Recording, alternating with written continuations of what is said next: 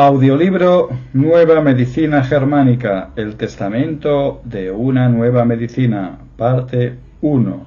Autor, Dr. Rike Hirthammer, doctor en medicina y teólogo. Las 5 leyes biológicas de la naturaleza, fundamento de toda la medicina. Los programas biológicos sensatos especiales de la naturaleza. Música Melodía arcaica, Mein Studentenmädchen, compuesta por el Dr. Rike Hirthammer. Capítulo séptimo. Locución Josep María Subirá y Vallés, divulgador, escritor y facilitador de salud. 7. La ley de las 2 fases de los programas especiales biológicos sensatos, en el pasado llamados enfermedades, en la solución del conflicto. La segunda ley biológica de la nueva medicina.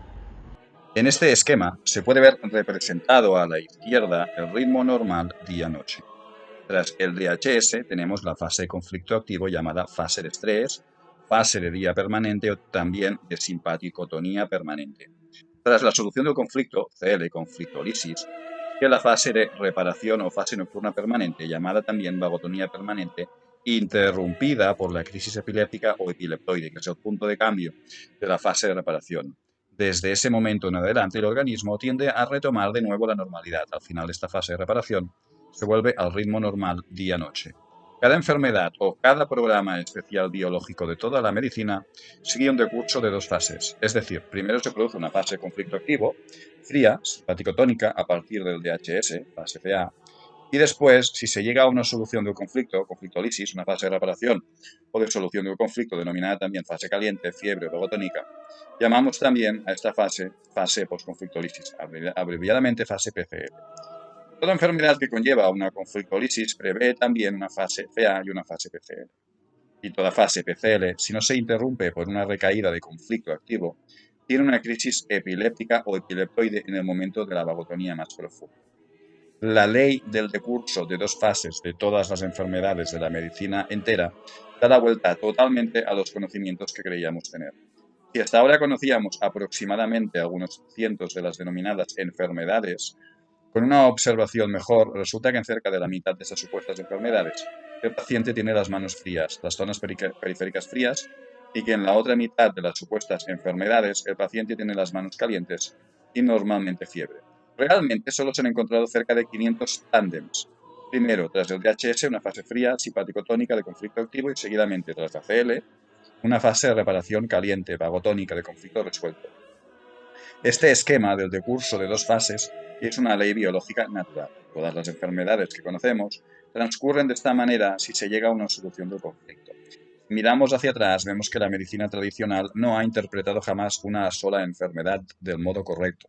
En las denominadas enfermedades frías, no se consideraba la sucesiva fase de reparación o se la interpretaba erróneamente como enfermedad en sí misma. Por ejemplo, gripe, en las denominadas enfermedades calientes, que representan siempre la segunda fase, es decir, la fase de reparación que sigue a la fase de conflicto activo, pasaba por alto la fase fría que había precedido o nuevamente se había interpretado como una enfermedad en sí misma. En el cerebro, las 2 fases tienen su propio foco de Hammer en el mismo punto, sin embargo, con un aspecto distinto. En la fase conflicto activo, fase CA, hay siempre cercos nítidos que forman la denominada configuración en anillos concéntricos. En la fase PCL de conflicto resuelto, el foco de Hammer está hinchado, edematizado. El edema del anillo más interior también se llama edema intrafocal y el del anillo externo, edema perifocal. Estos, sin embargo, solo son definiciones imprecisas para una cosa que en sí misma es muy clara. Desde el inicio de la fase de reparación del foco normalmente es más o menos evidenciable con medios de contraste. Más tarde, al final de la fase de reparación, encontramos en el foco de Hammer un aumento variable de tejido glial que se acumula ahí como signo de reconstrucción de la sinapsis de las células nerviosas. Estos gliomas, por sí mismos inocuos, se han considerado hasta ahora, como bien sabemos, como tumores cerebrales, y las metástasis cerebrales en realidad, y por suerte, eran focos de Hammer en fase de reparación o curados. La primera fase, a nivel psíquico, actividad conflictiva, pensamientos conflictivos obsesivos, inervación de estrés para asegurar el conflicto, ritmo de día permanente. Nivel vegetativo, simpaticotonía, inapetencia, adelgazamiento, vasoconstricción, manos y pies fríos, piofría, insomnio, revelamientos frecuentes tras quedarse dormido, presión sanguínea alta. P. Nivel cerebral. Formación en círculos concéntricos del foco de Hammer en el cerebro en el punto relativo al conflicto y al órgano. C. Nivel orgánico. A. Órganos directos del paleoencéfalo. Proliferación celular como suceso sensato para la solución del conflicto. Al mismo tiempo se multiplican las micobacterias tuberculosas ácido resistentes, en sincronía con la tasa de velocidad motótica en el órgano, aunque solo pueden comenzar su trabajo de descomposición tras la conflictólisis. B. Órganos directos del neoencéfalo. Necrosis o úlcera, según el órgano. Reducción celular. Suceso sensato para la solución del conflicto de la persona. Individual o suceso sensato como programa de autoeliminación para la conservación de la especie. Alimento para los leones. La segunda fase. A. Nivel psíquico. Fase conflicto resuelto. Fase PCL. Gran tranquilidad. Ritmo nocturno permanente. Nivel vegetativo, fuerte cansancio, vagotonía, mucho apetito, sensación de bienestar, fiebre, dificultad para dormirse a las 3 de la mañana al alba, inicio biológico del día. Para los animales presa, menos posibilidades de ser sorprendidos en el sueño por los depredadores gracias a la luz del día. Vasos periféricos dilatados, manos y pies calientes, piel caliente, presión sanguínea baja. B. Nivel cerebral. Los anillos concéntricos del foco de Hammer se edematizan en la fase PCL. A menudo desaparece del todo en el edema intrafocal y perifocal. A partir de la fase de reparación, fase PCL, el foco de Hammer se colorea gracias al líquido de contraste y entonces se interpreta erróneamente como tumor cerebral. La coloración con el líquido de contraste es posible gracias a un metabolismo notablemente acelerado en el ámbito del foco de Hammer y a la acumulación de tejido conectivo cerebral glial con el fin de reparar la zona alterada. Como consecuencia, el foco de Hammer se vuelve más duro, rígido, menos elástico. Si seguidamente se produce un nuevo proceso igual en el mismo relé, se puede llegar a una laceración, quistes, del tejido cerebral. Al final de la fase PCL, es decir, tras la denominada fase diurética frecuente micción, el edema desaparece de nuevo espontáneamente como signo del foco de Hammer curado. C. Nivel orgánico. A. Órganos directos del paleoencéfalo. Reducción de las células que han proliferado en exceso, solo de las células tumorales, en la fase PCL por obra medio de hongos o micobacterias, tuberculosis, hasta volver a la situación original. Faltan los microbios a causa de un malentendido sentido de higiene de nuestra civilización. El tumor permanece, pero desde el momento de la CL ya no tiene más actividad de mitosis. Falta la descomposición biológica de las células. B. Órganos directos del neoencéfalo. Reconstitución de las células que falta a causa de la reducción celular precedente, es decir, se rellena la necrosis y las úlceras con la ayuda de bacterias, órganos directos de la médula cerebral o de virus, órganos directos de la corteza cerebral. El ignorar la manifestación regular de este sistema en el sentido médico-clínico siempre nos ha impedido encuadrar correctamente la medicina o poder ver las enfermedades de modo correcto. Sin el conocimiento de estos sucesos biológicos regulares, no podíamos ni reconocer el cáncer en su contexto, que siempre hemos considerado incurable, dedicándonos, por lo tanto, a combatir los síntomas de la enfermedad cancerosa a nivel orgánico, lo biológico, ni hemos tenido la posibilidad de entender de ninguna manera las denominadas enfermedades infecciosas, porque no las considerábamos fases de reparación, sino fases patológicas agresivas en las que los microbios nos querían destruir. Las cosas son muy diferentes. Los pacientes que morían lo hacían por coma cerebral o en las crisis epileptoides independientemente de la presencia de microbios. Con eso no se niega que la fase de reparación conlleve peligros, como por ejemplo en el caso del infarto cardíaco, del que todavía hablaremos más adelante. En algunos recursos patológicos, la fase de reparación es precisamente mucho más peligrosa que la fase de conflicto activo. Por la ignorancia de esta regularidad biológica, nos resultaba imposible no solo conocer y entender realmente cualquier enfermedad, sino que tampoco podíamos curar a los pacientes de un modo científicamente correcto, porque como ya habíamos dicho, la fase de reparación era una enfermedad en sí misma. 7.1. Fase simpático-tónica de conflicto activo, evolución del conflicto. Durante el momento del DHS, todo el organismo se encuentra en simpaticotonía permanente, en fase de estrés permanente. Y hemos visto que este estrés se produce a nivel biológico como un medio sensato para coger la última posibilidad de superar el conflicto. A este fin hay que dedicar todas las fuerzas. El individuo que no lo consigue en un determinado tiempo ha desperdiciado su oportunidad biológica. Aunque el conflicto se resuelva, pero ya demasiado tarde, el individuo morirá en cualquier caso. Son una excepción, por un lado, el denominado conflicto activo en suspenso, con lo que se puede llegar a una edad avanzada que se transforma, pero que en sustancia permanece activo hasta la muerte. Y por otro lado, la constelación esquizofrénica con la que no se acumula ninguna masa conflictiva y se puede llegar también a una edad avanzada.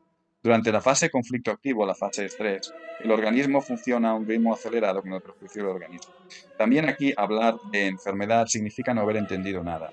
¿Cómo puede un individuo salir bien de su conflicto si no moviliza todas sus fuerzas? En el pasado, el cáncer en los órganos nos parecía un efecto secundario indeseado o no previsto esta fase de estrés permanente. Pero el tumor en el órgano forma parte de este programa especial biológico y sensato de la naturaleza. Yo personalmente he considerado en cierta medida el tumor en el órgano también como una especie de selección orgánica y al mismo tiempo un método de selección de la naturaleza para ámbito representativo biológico y psíquico correlativo. Por ejemplo, órgano, huesos, ámbito representativo biológico, autoestima. En otras palabras, si un individuo no supera durante largo tiempo el método de selección inflexible de la naturaleza dentro de un ámbito representativo y del órgano correspondiente, se le elimina de la competición. En este método de selección, los órganos viejos están menos expuestos que los órganos recientes. Los órganos viejos tienen sus centros de RL en el paleoencéfalo, los recientes en el neoencéfalo. Mientras que los órganos del paleoencéfalo son indispensables para la vida, los órganos del neoencéfalo son solo en parte, aunque de hecho en los relés del territorio neoencéfalo la fase PCL puede ser a veces muy peligrosa: infarto cardíaco izquierdo, embolia pulmonar. Durante la fase de conflicto activo, el paciente tiene poco apetito o no tiene ninguno, duerme mal, piensa continuamente en su conflicto o su problema. La circulación sanguínea periférica está limitada a causa de la constricción capilar. Todos los procesos vegetativos de recuperación se reducen al mínimo. El cuerpo está en movilización general para superar el problema conflicto. Durante este periodo de conflicto activo se desarrolla un cáncer. ¿Se genera una necrosis o sucede solo una modificación del funcionamiento celular según de qué conflicto se trate? En este periodo de conflicto activo, desde el VHS hasta la conflictolisis, es decir, hasta la solución del conflicto, el foco de Hammer está en el cerebro como estrés especial o inervación especial. Solo por medio de este estrés especial se llega a la proliferación celular, a la necrosis o a la modificación del órgano. Cuanto más amplio es el foco de Hammer, más grandes son también los tumores, la necrosis o la alteración de las células. Cuanto más intenso es el conflicto, más rápidamente crece el tumor, más grande es la necrosis y más intensa la modificación del funcionamiento celular en los tipos de cáncer que no prevén ninguna proliferación celular por mitosis y necrosis. Los datos anamnésicos más importantes son el DHS y, si tiene lugar la CL, la conflictolisis. Conociendo estos datos y la dimensión del DHS y la intensidad del suceso conflictivo, obtenemos un esclarecimiento sobre la gravedad de las alteraciones que tenemos que tener presentes. Masa conflictiva, pues el crecimiento del tumor ya no nos da esa información. No sabemos con precisión si en la simpaticotonía permanente durante la fase conflicto activo, las células alfa en el páncreas se estimulan continuamente, de modo que se reduzca la producción de glucagón y por lo tanto el hígado movilice el glucógeno eliminándolo de la reserva del cuerpo, bloqueando o reduciendo fuertemente la digestión. En cada caso, el organismo está en estado de alarma y parece como si la fatiga de la digestión fuese solamente una molestia. En esta fase de simpaticotonía de conflicto activo tiene lugar también la multiplicación de los hongos o de las micobacterias, TBC, pertenecientes a los órganos directos del paleoencéfalo en sincronía con la proliferación celular en el órgano, casi podríamos decir como reserva para la destrucción del tumor en la fase PCL, clasificación, que tiene su inicio en la conflictolisis. 7.2. Conflictolisis, solución del conflicto biológico. Todas estas relaciones se modifican repentinamente cuando se produce la solución del conflicto. Nosotros, aprendices de brujo, éramos demasiado tontos e ingenuos para reconocer este sistema.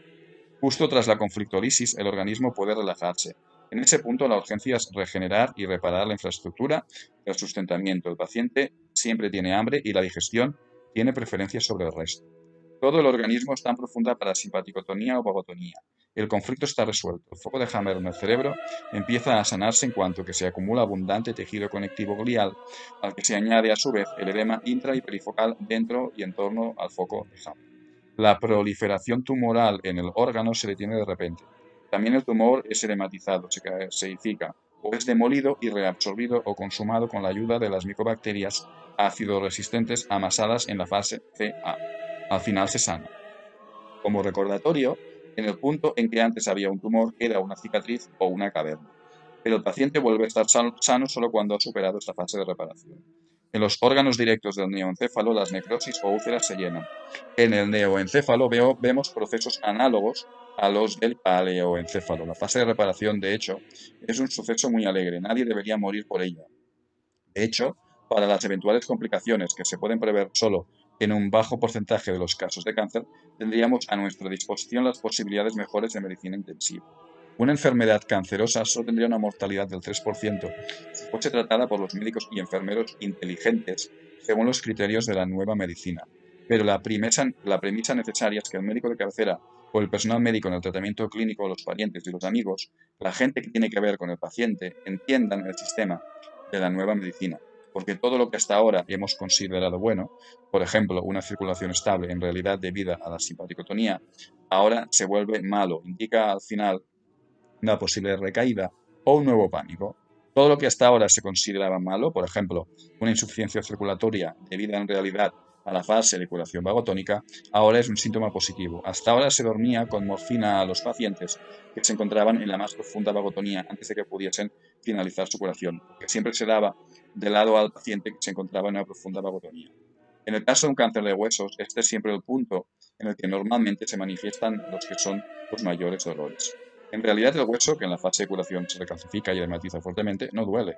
Mucho más dolores le provoca al paciente la dilatación del sensibilísimo periósteo, que se hincha como un balón por efecto del edema óseo. Los dolores del periósteo son el mejor signo de la curación en curso del hueso correspondiente. Con los controles radiológicos del hueso se puede ver muy bien este proceso de curación, es decir, la recalcificación del hueso y en el cerebro la coloración oscura de la médula cerebral, que desaparece nuevamente con el aumento de la calcificación. Esta conlleva la acumulación de edema cerebral, puede causar dolores de cabeza y se va acompañando de leucemia, es uno de los mejores síntomas de curación y no una enfermedad. Cierto que existen muchas complicaciones posibles en la esfera de la psique, la del cerebro y naturalmente también de los órganos. Y piénsese solo esto.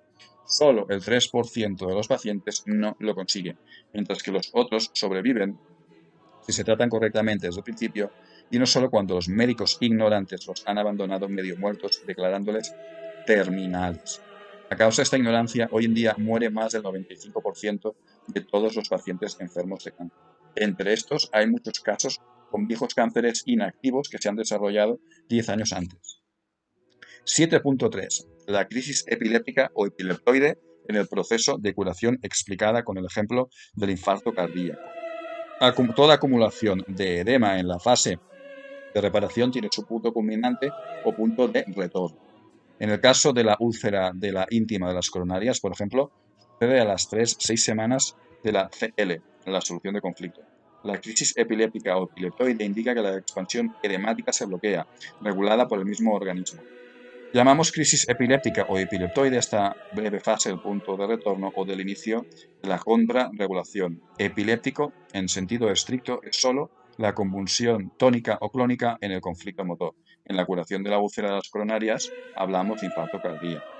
El paciente a menudo ya ha superado su enfermedad cuando ha sobrepasado esta crisis epiléptica y el estado de conflictolisis permanece estable, es decir, sin pánico y sin recaídas conflictivas. Sin embargo, estas cosas ya eran evidentes antes de Hammer a propósito del infarto cardíaco, porque la mayor parte de los casos de muerte por infarto cardíaco se producen durante esta crisis epileptoide.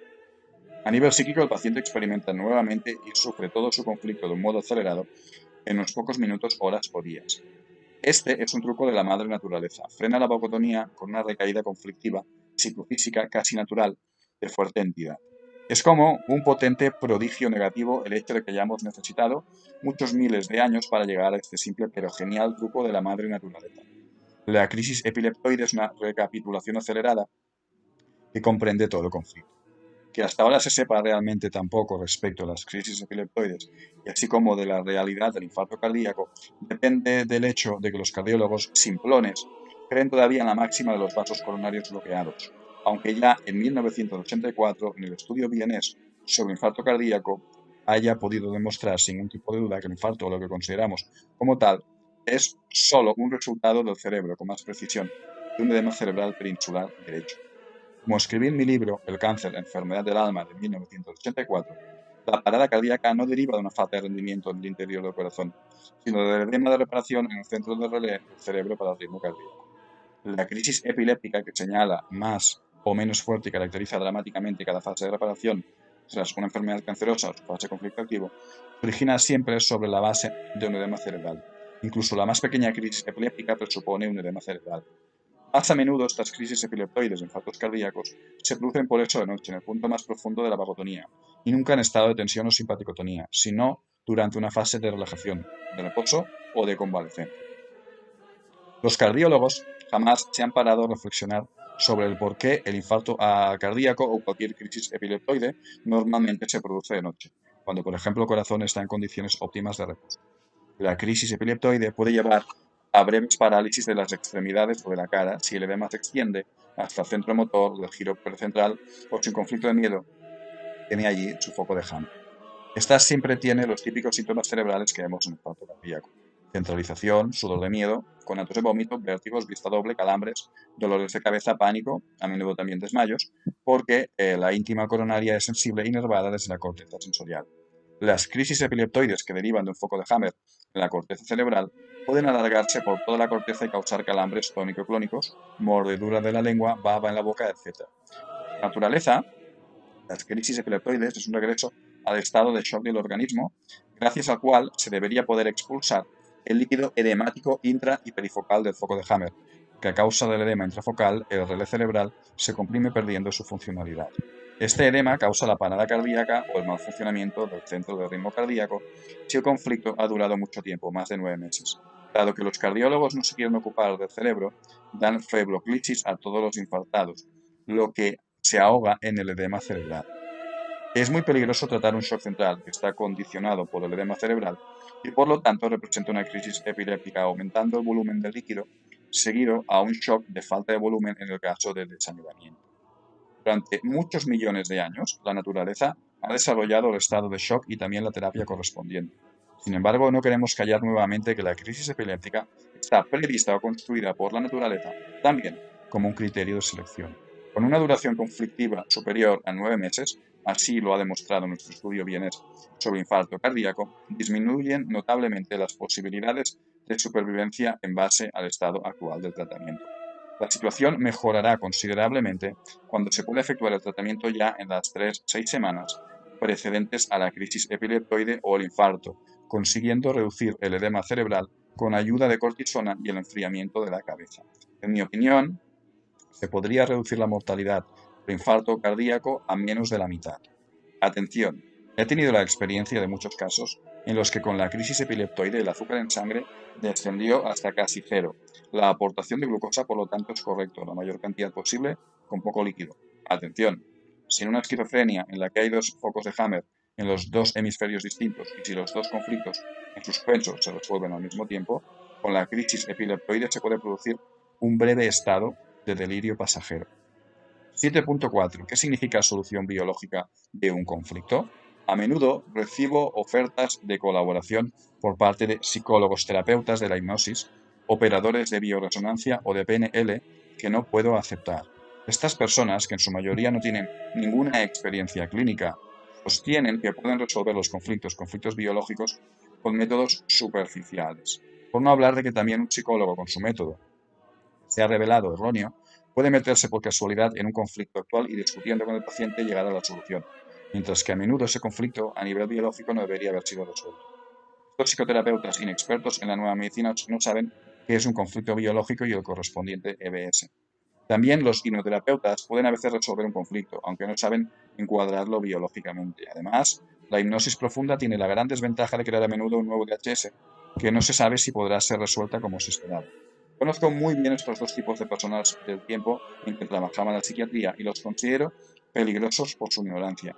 Tengo que PNL y bioresonancia son una gran ilusión por lo que respecta a la solución de conflictos biológicos y de programas especiales biológicos y sensatos, EBS. Todos sus métodos presuponen que estos programas EBS son malos, malignos, por lo que todos los conflictos, también biológicos, tienen que ser eliminados con la terapia. En realidad, la solución de los conflictos biológicos, obviamente de aquellos que se pueden resolver, es mucho más fácil y también mucho más difícil. Estamos profundamente apegados a los errores de los últimos 2000 años, durante los cuales la medicina ha estado organizada en base al Antiguo Testamento, la enfermedad entendida como pecado. concepción de la cual la mayoría no consiguen alejarse ni un ápice. Una madre nota el conflicto biológico de su hijo sin ningún método, igual que cualquier hembra animal. Estas madres encuentran instintivamente la causa, el medio justo, el momento justo, las palabras justas para consolar o reprender. Normalmente hacen todo del modo biológicamente correcto. Es así de fácil.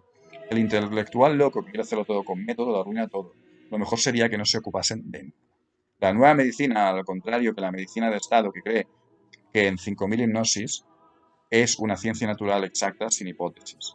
Por lo tanto, es mucho más sabia que la vieja medicina de Estado y, sin embargo, no nos consultan esos expertos intelectuales cerrados estúpidamente en su mundo. No existe ni psiquiatría ni cerebroiatría, sino solo una iatría. Iatros igual a médicos. El médico de la nueva medicina tiene que tener al máximo posible de conocimientos, pero sobre todo tiene que ser un amigo cordial de los pacientes con la sana capacidad de entender a las personas y dar buenos consejos al paciente jefe.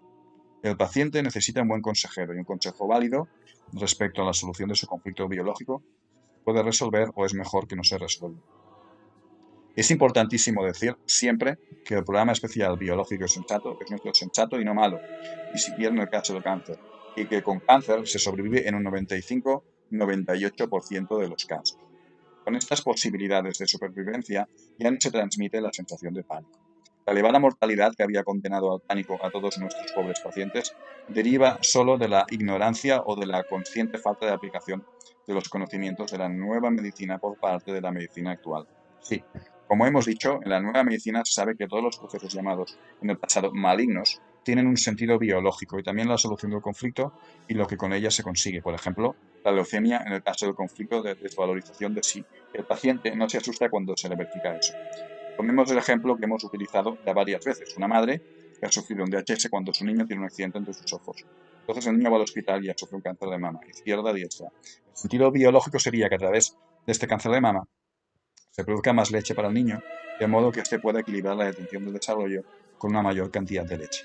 Mientras que el niño se encuentra en el hospital, no es posible que se produzca una solución. Incluso cuando el niño sale del hospital, normalmente se soluciona el conflicto y sufre todavía durante tiempo los daños del accidente. Una solución del conflicto biológico no es sensata desde el punto de vista biológico. El niño todavía necesita una mayor oferta de leche. El programa biológico, sin embargo, se desarrolla incluso aunque la madre moderna no debe mamar al niño. Por lo tanto, tenemos que explicar cautamente a esta madre las correlaciones, incluida la de la caseificación espontánea del cáncer de mama. Si tiene micobacterias TBC, lo que normalmente se puede descubrir preguntando a la paciente si ha tenido fases de sudor nocturno en ocasiones precedentes. Ella tiene que saber también que un tumor no reducido en la mama por la falta de micobacterias, es decir, un tumor enquistado, es totalmente inocuo. Biológicamente no es necesario, pero no es de ninguna manera peligroso para la supervivencia. Dado que estos pacientes no son más estúpidos que nosotros y dado que se trata de su propio cuerpo, normalmente entienden rápidamente, de hecho mucho más rápido de lo que creemos. Quiero describiros brevemente dos casos que en parte se mencionan en otro punto del libro, solo para mostrar que la solución biológica de un conflicto con programa EBS en los 3 niveles no es una solución psíquica, sino justamente biológica. Y si quieres, te puedes descargar este libro entrando en labacteriafeliz.com, apartado libros, y puedes encontrar el testamento primera parte y el testamento segunda parte de forma totalmente gratuita.